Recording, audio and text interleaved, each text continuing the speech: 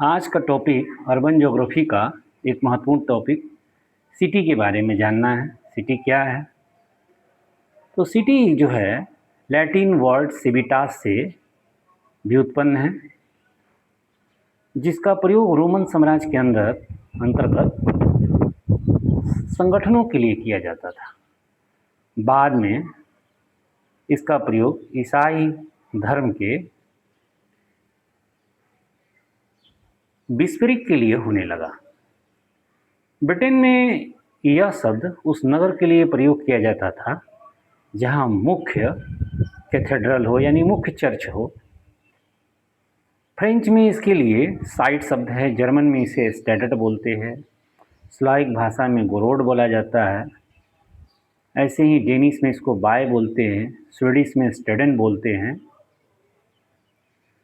तो जो सिटी है उसका मीनिंग क्या है? एक अर्बन सेंटर है that is bigger than a town, जो कि शहर से बड़ा होता है, कस्बा से बड़ा होता है।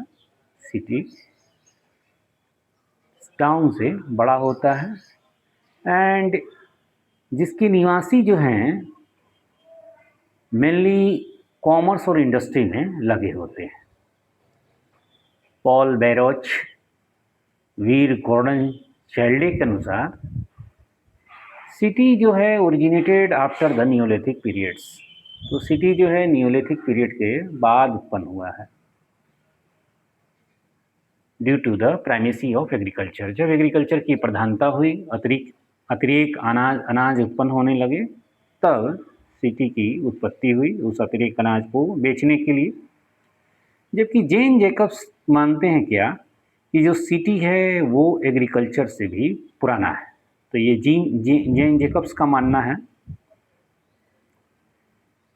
तो city is a large urban settlement. City एक बड़ा नगरीय अधिवास है जो कि शहर से बड़ा होता है, कस्बा से बड़ा होता है, जहाँ पीपल यानी लोग जो होते हैं मुख्य रूप से ट्रेड, कॉमर्स, इंडस्ट्री, इन सब वर्कों में लगे हुए हैं।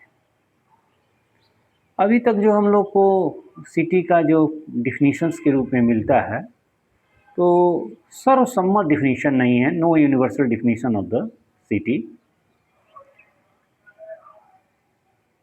तो पूरे वर्ल्ड में ऐसा सिटी का कोई एक सिंगल डिफिनीशंस नहीं है जो सिटी को एक्सप्लेन कर पाए। डिफरेंट कंट्री ने सिटी को डिफरेंट तरीके से एक्सप्लेन किया है। तो जो जो एक्सप्लेन किए हैं उनके तरीके पर हम लोग ज़रा सा ध्यान देंगे। कुछ विद्वानों ने पॉपुलेशन साइज को ही सिटी का आधार दिया। मेनली इस तरह के कंट्री जो डेवलप्ड टाइप के हैं उन्होंने जनसंख्या को ही आधार मान लिया।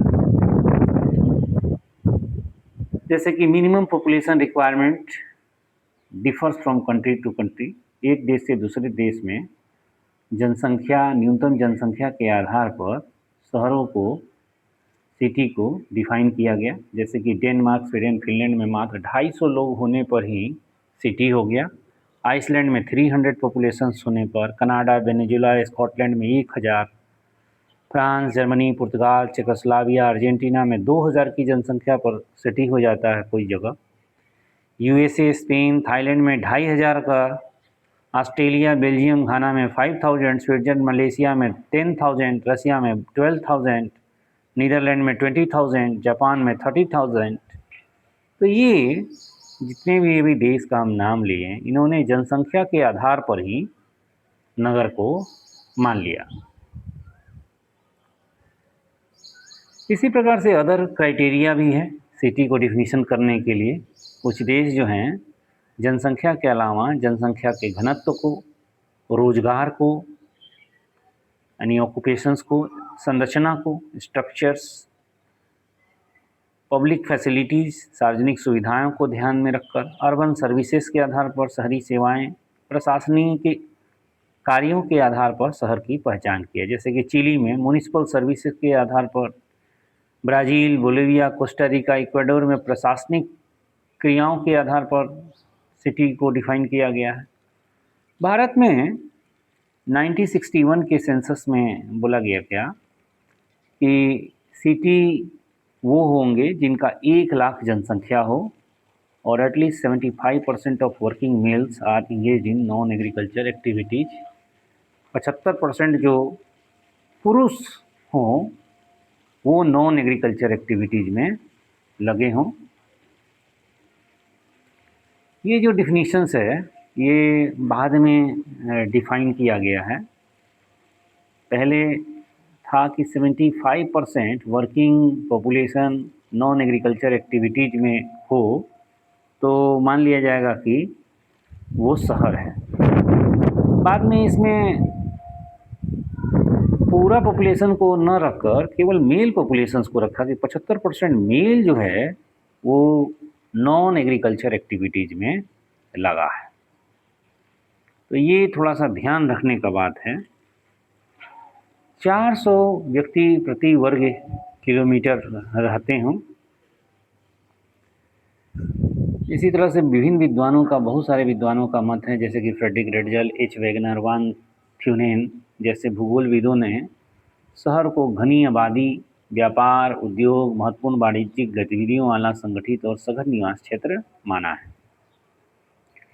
अब जरा सा हम लोग फिर से आते हैं town in the census of India. Bharat में कस्बा की क्या डिफिनीशन है? तो जो भारत में कस्बा की डिफिनीशंस है, तो जब से भारत का जनगणना हुआ 1881 से लेकर 1931 तक, तो बहुत ही इतने समय में भी बहुत हल्का फुल्का ही डिफिनीशन में चेंज हुआ। 1931 वाला ही मतलब 1881 से चला आया। उसमें बोला गया कि एक शहर उस स्थान को रखते हैं, उस स्थान को टाउन या कस्बा मानते हैं जो एक म्यूनिसिपैलिटी वाली एरिया हो, यानी अगर नगर पालिका हो, अधिसूचित क्षेत्र नोटिफाइड एरिया हो, टाउन एरिया उसको घोषित किया गया हो, कैंटोनमेंट बोर्ड किया गया, यानी कि विधि के आधार पर ये बात किया जा रहा है, और 5000 कम से कम जनसंख्या हो। तो ये 1931 में था और यही 1881 से 1931 तक चला आया। तो अभी हम लोग देख रहे हैं यहाँ जनसंख्या घनत्व का बात नहीं हुआ 1931 में। इसी तरह से 1951 में स्टेट सेंसस सुपरिटेंडेंट को declare a settlement with a population of 50,000 और more as a city.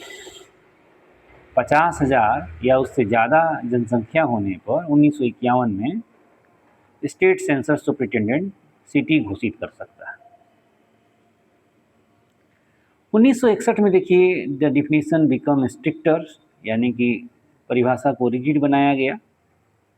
According to 2011 census, 2011 के सेंसस में एक शहर को क्या होना चाहिए? स्टैट्यूटरी टाउन होना चाहिए, वैधानिक नगर, मतलब कि लीगल वाला जो बात विधिक आधार पर, म्यूनिसिपल कॉरपोरेशन हो, म्यूनिसिपल बोर्ड हो, कैंटोनमेंट बोर्ड है, ईटीसी नोटिफाइड एरिया हो, तो इसके आधार पर वो टाउन हो जाएगा। और दूसरी बात है कि अ प्लेस सेटिस्फाई, मतलब ये अगर विधिक है तो फिर तो उसमें कोई दूसरा मानक देखना भी नहीं है। और दूसरा मानक क्या है? वो जगह जहाँ पर न्यूनतम 5000 की जनसंख्या हो और at least 75% of male working population engage in non agriculture activities. तो नॉन एग्रीकल्चर एक्टिविटीज में मेल वर्किंग पॉपुलेशन लगा हो। पॉपुलेशन डेंसिटी एटलीस्ट 400 पर्सन पर स्क्वायर किलोमीटर हो। तो ये टाउन के लिए डिफिनीशंस है। Town with population of 1 lakh और मोर आर कॉल्ड सिटीज। तो ये चीज़ हम लोग को दिख गया। एक चीज़ जो और हमने आपको बताने का जो हमने ये सोचा है,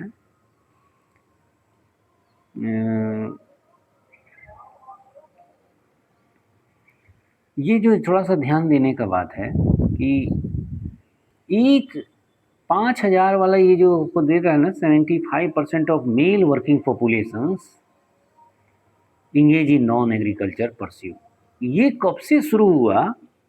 ड्यूरिंग 1971 सेंसस से शुरू हुआ। ये इस बात पर ध्यान देना है। 1961 में क्या था कि 75% जनसंख्या, चाहे वो मेल हो फीमेल हो, वर्किंग पॉपुलेशन में, वर्किंग पॉपुलेशन जो है 75% working population non agriculture activities में लगा हो, चाहे वो मेल हो चाहे फीमेल। लेकिन 1971 के सेंसस से ये कर दिया गया कि केवल मेल वर्किंग पॉपुलेशंस 75% देखा जाएगा। ये बात ध्यान देने का बात है, क्योंकि ये इस बात पर हम लोग को ध्यान दिया नहीं जाता है, इसलिए लिख देते हैं कि बहुत स्लाइटली चेंज हुआ है 1961 से लेकर 2011 तक में। और हम लोग क्या देख पा रहे हैं कि बस 71 में ये चेंज लाया गया है, मेल पॉपुलेशंस को जोड़ दिया गया। तो ये चीज़ थोड़ा सा ध्यान देना था। नेक्स्ट चीज़ पर हम लोग आते हैं, नेक्स्ट बात पर। ये तो नॉर्मल बातें हैं। 1 लाख से अधिक जनसंख्या वाले नगर को सिटी कहते हैं, 10 लाख से अधिक जनसंख्या वाले शहर को महानगर मेट्रोपोलिस बोलते हैं। अब एक और हम लोग पास है कि विधिक और भौगोलिक शहर क्या होता है, विधिक शहर, स्टैट्यूटरी शहर क्या होता है, और ज्योग्राफिकल नगर क्या है। तो देखिए, स्टैट्यूटरी टाउन उसे कहते हैं जो गवर्नमेंट लॉज और सेंसस अथॉरिटीज़ के द्वारा उसको municipal board, notified area, municipal corporation, ये सब उसको उसके आधार पर उसको शहर मान लिया गया है। ज्योग्राफिकल टाउन क्या होता है कि ये फिजिकल बॉर्डर से बनता है। जैसे कि कोई मान लीजिए कि एरिया है, उसके चारों तरफ नॉन एग्रीकल्चर एरिया कोई नॉन एग्रीकल्चर एरिया यानी शहर है, उसके चारों तरफ एग्रीकल्चर एरिया की एक बॉर्डर लगी हुई। तो इसका जो सीमा होता है वो भौगोलिक आधार पर निर्धारित किया जाता है, न कि प्रशासनिक सीमा के आधार पर। तो जो वो भौगोलिक नगर है वो वैधानिक नगर से बड़ा भी हो सकता है, बराबर भी हो सकता है, छोटा भी हो सकता है। तो भौगोलिक नगर किसी न किसी भौगोलिक बाउंड्री के द्वारा निर्धारित होता है। तो इस प्रकार से हम लोग को समझना है कि भौगोलिक नगर और वैधानिक नगर अलग अलग होते हैं। अब टाइप्स ऑफ टाउन्स पे आते हैं। तो इसमें हम लोग देखते हैं कि हैं उनके साइज के आधार पर, उनके आकार के आधार पर।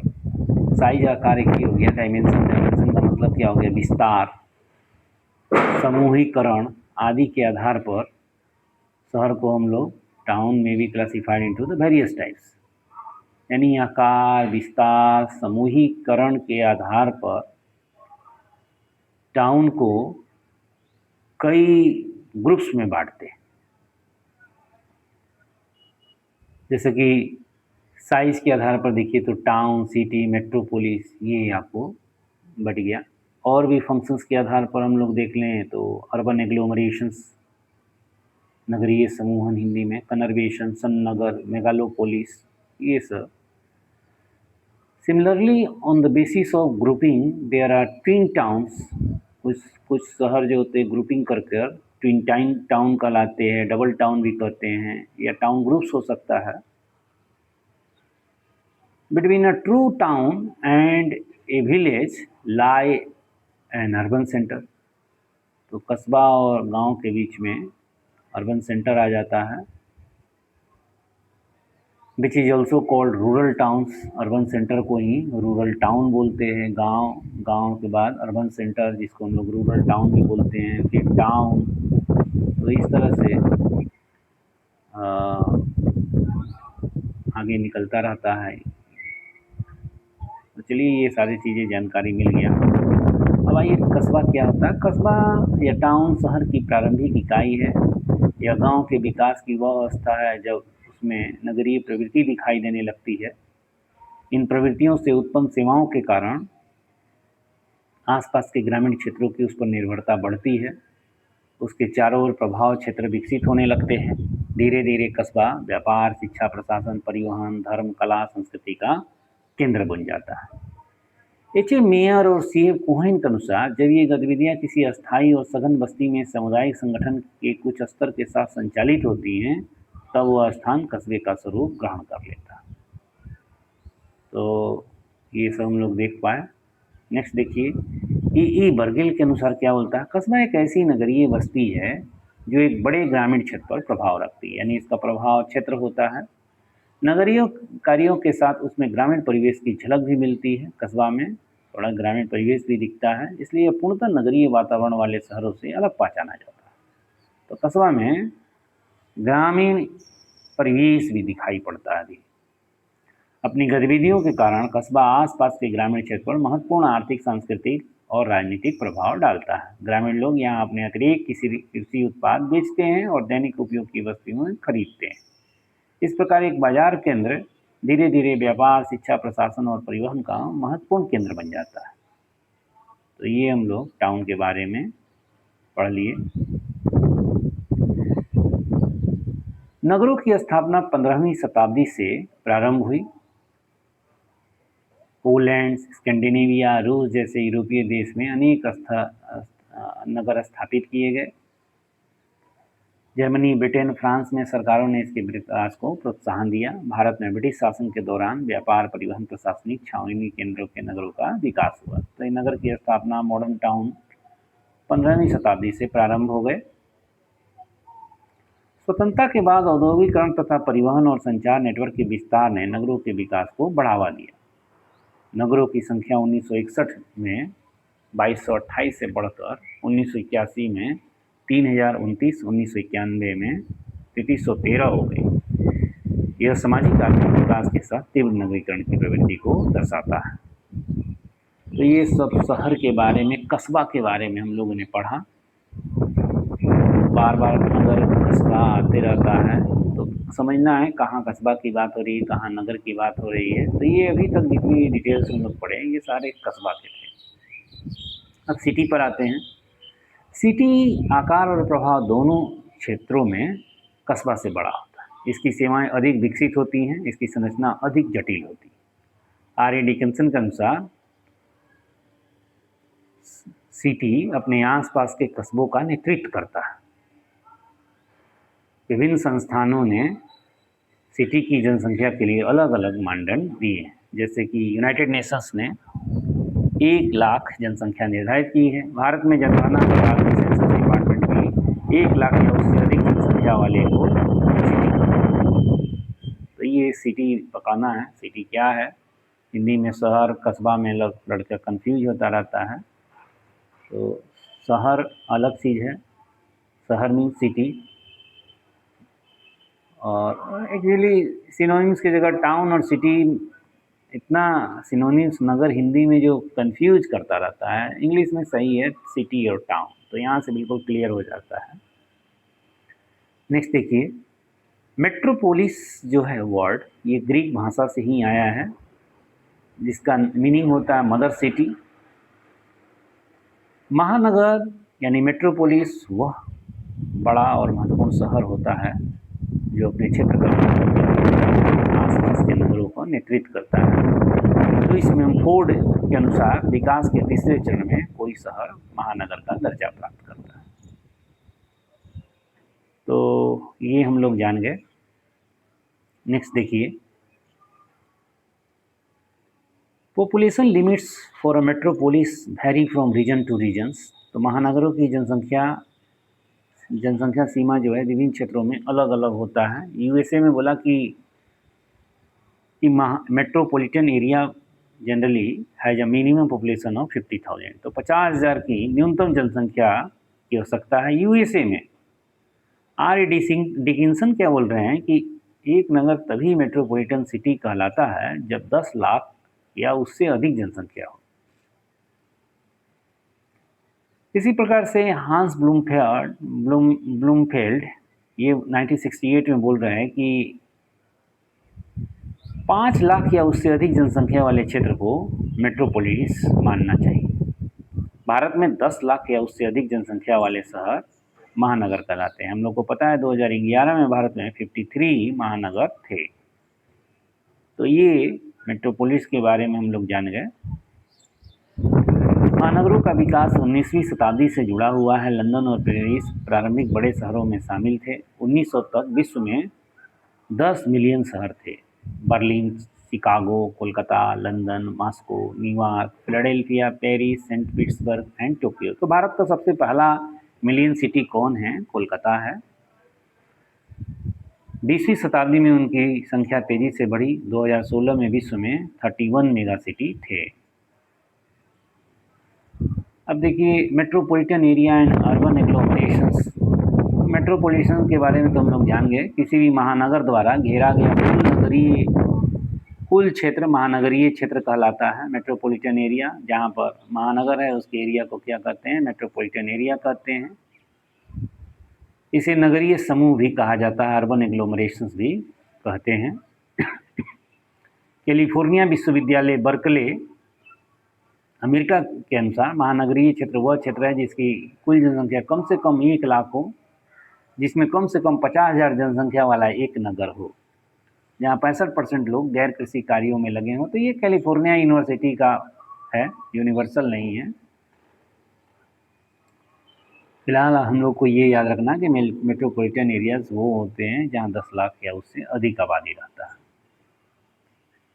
तो नेक्स्ट हम लोग आते हैं कन्वर्जेंस पर। ये क्या है? सन्नगर, या ये भी नगर समूह कहलाता है। सन्नगर के नाम से ये जाना जाता है। जो सन्नगर होते हैं ये कॉन्टिन्यूस एंड अर्बन एरियाज होते हैं, यानी निरंतर और नगरीय शब्दों से मिलकर बना होता है, जिसका अर्थ है बड़े क्षेत्र में निरंतर नगरीय विकास। सन्नगर वह नगरीय क्षेत्र होता है जब विभिन्न नगर और शहरी क्षेत्र मिलकर एक विशाल नगरीय समूह बनाते हैं, लेकिन अपना अलग पहचान भी बनाए रखते हैं।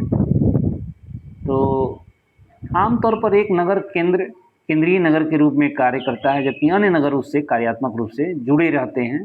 तो एक मेन नगर है और उसके साथ और अदर नगर फंक्शनली जुड़ जाते हैं। अर्बन एग्लोमरेशंस एक ही नगर के विस्तार से बनता है, जबकि सन्नगर में अनेक नगरों के फैलाव और आपसी जुड़ाव से बनता है। तो दोनों में अंतर क्या है? अर्बन एग्लोमरेशंस में एक ही नगर का एक्सटेंशन होता है, जबकि कन्वर्जेंस में एक बड़ा नगर होता है और अन्य नगर छोटे छोटे उससे जुड़ते जाते हैं। सन्नगर का जो संकल्पना है, कॉन्सेप्ट पैट्रिक गिडिस ने 1915 ईस्वी में दिया था। सन्नगर वह क्षेत्र है जहाँ मकान, कारखाने, बंदरगाह, गोदी, शहरी पार्क, गोदी मीन्स डॉक्स, खेल मैदान आदि लगातार फैले होते हैं। इनके बीच ग्रामीण भूमि की अलगाव नहीं होता। तो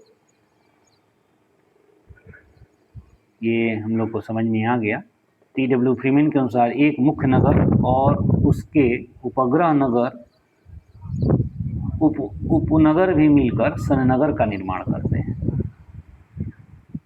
तो ये सारी चीज़ें हम लोग को पता चल गया। उन्नाव नियर कानपुर के पास उन्नाव भी उसका सन्नगर है। रामनगर, लोहता, मुगल सराय, ये सब वाराणसी के कन्वर्जेंस हैं, सन्नगर हैं ये। सन्नगर कितने प्रकार के होते हैं? डबल कन्वर्जेंस, जहाँ पर दीव सन्नगर होता है, दो निकटवर्ती नगरों के मिल जाने से बनने वाले नगर हैं, जैसे कि फैजाबाद, अयोध्या, हैदराबाद, सिकंदराबाद। तो ये इस तरह के डबल कन्वर्जेंस कहलाते हैं। मल्टीपल कन्वर्जेंस का एग्जाम्पल, यहाँ पर कई टाउन्स एक दूसरे से मर्जर हो जाते हैं, जैसे कोलकाता और हावड़ा रीजन्स, ये एक सन्नगर का एग्जाम्पल है। दोनों किनारों, हुगली नदी के दोनों किनारों पर अनेक नगर, 85 बड़े और छोटे नगर मिलकर ये बनाते हैं। तो इस तरह का कन्वर्जेंस है यहाँ पर। मल्टीपल कन्वर्जेंस का उदाहरण है कोलकाता, हावड़ा। लास्ट में हम लोग लास्ट पॉइंट्स उठाते हैं, मेगालोपोलिस। तो ये भी ग्रीक वर्ड है, इसका मीनिंग है वेरी लार्ज सिटी। यह अनेक नगरीय क्षेत्रों से मिलकर बने विशाल शहरी क्षेत्र को दर्शाता है। तो यहाँ पर एक वहाँ सन्नगर में एक मुख्य था, बाकी अन्य जुड़ते थे उससे। यहाँ अनेक नगरीय क्षेत्र मिलकर विशाल क्षेत्र को बनाए हुए। सन्नगर की तरह यहाँ भी अनेक नगरों के विकास और विलय से बनता है, लेकिन आकार में सन्नगर से बहुत अधिक बड़ा होता है। सन्नगर में सामान्यतः एक प्रमुख नगर होता है, जबकि मेगालोपोलिस में अनेक बड़े और छोटे नगर होते हैं। तो कई बड़े बड़े नगर, छोटे नगर मिल के मेगालोपोलिस बनाते हैं। सन नगर में एक प्रमुख नगर होता है, बाकी अन्य छोटे होते हैं उससे। 1957 में 1957 में जीन गॉटमैन ने इस मेगालोपोलिस का यूएसए के ईस्टर्न पार्ट के लिए यूज किया था। The famous megalopolis of the USA extend from Boston to Washington along the north eastern seaboard covering about 1000 kilometre. तो ये हम लोग देख लिए कि 1000 किलोमीटर की लंबाई में फैला है। इसमें न्यूयॉर्क सिटी है, फिलाडेल्फिया है, बाल्टीमोर है, वाशिंगटन है, बोस्टन है। तो ये सब शहर हैं, सभी मिल के एक मेगालोपोलिस बना रहे हैं, ये सारे शहर मिल के। तो यहाँ पर विकास का बहुत कई कारण हैं, जैसे कि बहु केंद्रीय विकास है, मल्टीफोकल डेवलपमेंट है, कई केंद्र हैं यहाँ पर। इकोनॉमिक फंक्शंस बहुत तरह का है, समुद्री बंदरगाह है, व्यापारिक केंद्र है, औद्योगिक क्षेत्र इस विकास के मुख्य आधार हैं। तो इस तरह से मेगालोपोलिस दिखता है। इसी तरह से जापान में आपको कई मेगालोपोलिस दिखेगा। तो भारत में भी कई मेगालोपोलिस अब बन चुके हैं। दिल्ली, मुंबई, कलकत्ता, ये सब मेगालोपोलिस का रूप ले चुके हैं। तो मेगालोपोलिस अभी यूएन के हिसाब से 1 करोड़ की से ज़्यादा जनसंख्या होती है, तो उसको मेगालोपोलिस में हम लोग रखते हैं। मेगालोपोलिस ये तो पता चल गया कि कई शहरों और नगरों के, जिसमें कई बड़े नगर, कई छोटे नगर मिल के ये बने होते हैं। गैर कृषि गतिविधियों का केंद्र होता है, सामाजिक, सांस्कृतिक, तकनीक और आर्थिक विकास में महत्वपूर्ण भूमिका निभाता है। तो ये सब हम लोग देख लिए।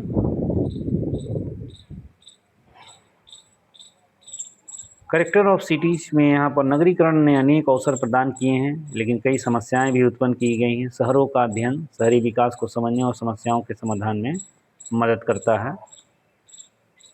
तो यहीं तक हम लोग रखते हैं। ये टॉपिक हम लोग का कंप्लीट हो चुका है। अब नेक्स्ट टॉपिक पे हम लोग बात करेंगे। थैंक